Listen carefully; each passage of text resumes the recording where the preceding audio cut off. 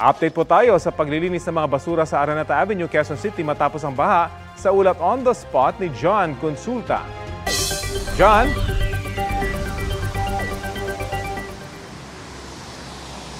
Rafi, paghupa nga ng baha dito sa may bahagi ng G. Araneta sa Quezon City ay sangkaterbang basura naman ang bumungad sa mga tauhan ng MMDA.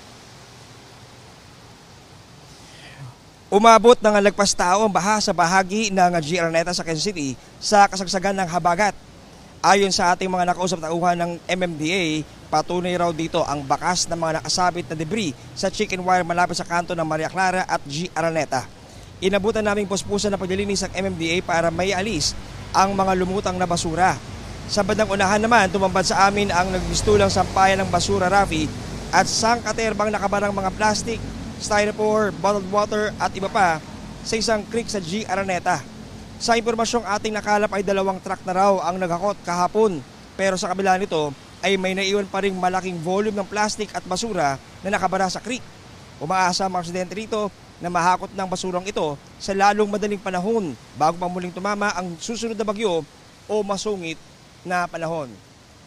Sa mga oras ito, Rafi, ay medyo umuulan-ulan pa rin naman dito sa ating area sa G. Araneta, pero bukas na itong kalsadang ito at nadadaanan na ng lahat ng klase ng uri ng sasakyan. At yan muna rito sa G. Araneta, Quezon City.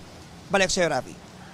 John, yung paghahakot dyan ng mga basura tuloy-tuloy naman at gaano pa kadami yung ina-expect nilang mahakot at maanod pa dun sa may iba't ibang lugar. At klaruhin lang natin, hindi lang dun sa general area na yan nanggagaling yung mga basura, hindi ba sa mga upstream na lugar kahit sa ibang syudad, John?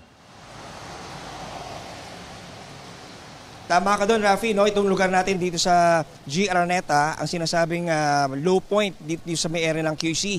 At itong creek na to ay ang pinaka-unahan daw nito ay bahagi pa ng Balintawak.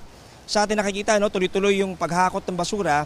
Pero alam mo, Rafi, medyo nakakalungkot talaga yung senaryo doon sa isang katerbang tambak na styrofoam, plastic, mga bottled water at iba pa na nakabara doon sa creek na yun. Kaya talagang yung ating mga residente rito nakausap ay hindi maiwasang mag-alala dahil baka naman pag biglang bumuhos na naman ng malakas na ulan, ay ito ang maging pangunahing dahilan kung bakit muli na namang umakyat ang tubig dito. Kaya sana ang panawagan nila ay mas bilisan ang pag-aalis ng mga basurang ito sa kanilang lugar. Rafi. Maraming salamat, John Consulta.